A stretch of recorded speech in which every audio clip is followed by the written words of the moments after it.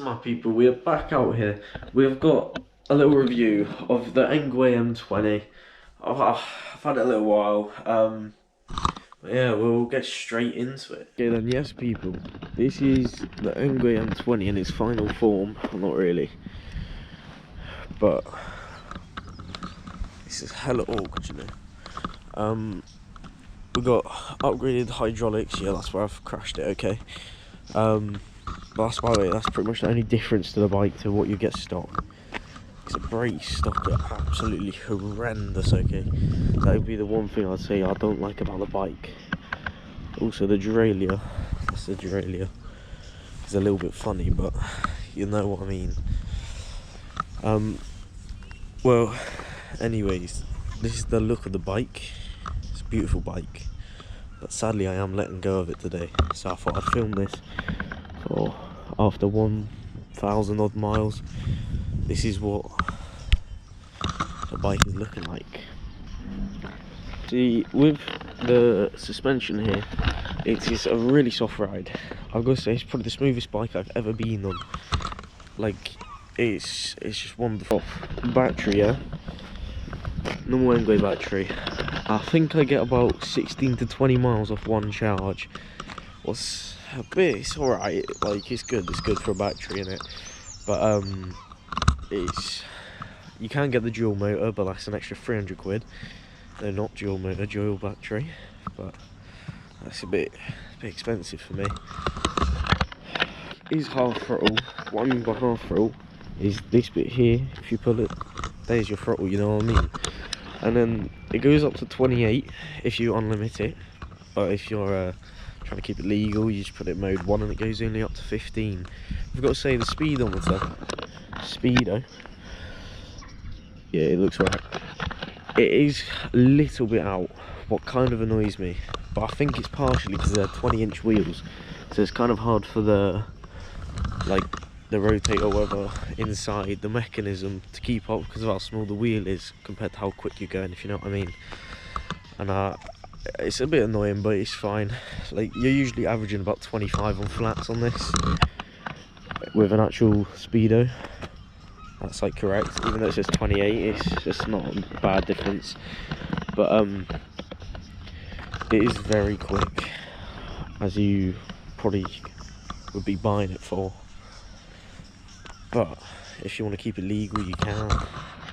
900 quid, you can't get that much better.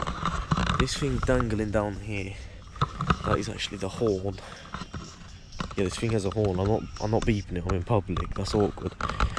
But it does have a horn if you need it. And then this is the lights. It's not actually on. That's just for when, I don't know. I guess it's dim. That's it on. But obviously it's not dark, so you can't see. It's got a backlight, rear light. Nothing else you could really want from it, is there? It's a beautiful bike though. Definitely worth the money. If you're looking at getting one, just buy it.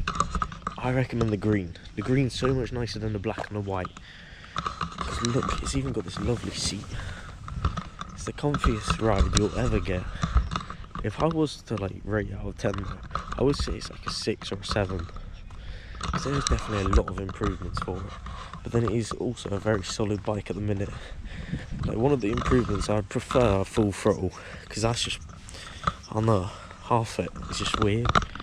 I also think they need to come with better brakes, preferably hydraulics, because let's be real, hydraulic brakes are just better than the brakes it comes with. I forgot what they're called. Yeah, it's a little bit rusty in places, you know. But you know, don't ride on the beach if you don't want to do that. I've got to say as well, one other improvement is the derailleur. It's actually out of line. Well, you can't see it here, but this is the cheapest of the cheap derailleurs. But you know, you live, you learn. You know all the sound. Like, yeah. I would say value for money, 10 out of 10. Probably the best bike on the market for value, let's be real. Well, it depends what you're looking for. If you're looking for a mountain bike, don't buy this. I mean, I have jumped it a few times and I'm not supposed to. But you know, wheelieable capabilities, not sure on that. my dad said if I did wheelies, he would take the bike off me, so I can't do that, but you know, it's the last day, might be able to pop a wheelie or two on it. But overall, if you're going to buy one, just buy it. It's a very good bike, that's what I'm trying to show you. But I don't know, I have fallen off twice in the last 2 weeks, so one of them's because it was wet, and the other one was because some kid decided to stop in front of me, what was not ideal when I'm going like 20. So I was a bit gutted, and I felt a bit bad for the kid, but you know. So overall, yeah, other than wasting like 6 minutes of your time if you made it this far, it's a very good bike. Good looking. Get all the women if you need it. Please don't get them on that. But yeah, it's a great bike, very durable. I've only had it for about a month or two. The reason why I'm getting rid of it is because I'm trying to get a gym membership and a few other things. Well, not a few other things. I'm just going to buy a proper bike because I need to get fitter. But if you're looking to be lazy and just have an enjoyable ride every single time you go on it, other than if you're full, this is literally the bike you need. Yeah, I know it's a bit mucky at the minute, but nothing a bit of water and stuff can't do, if you know what I mean.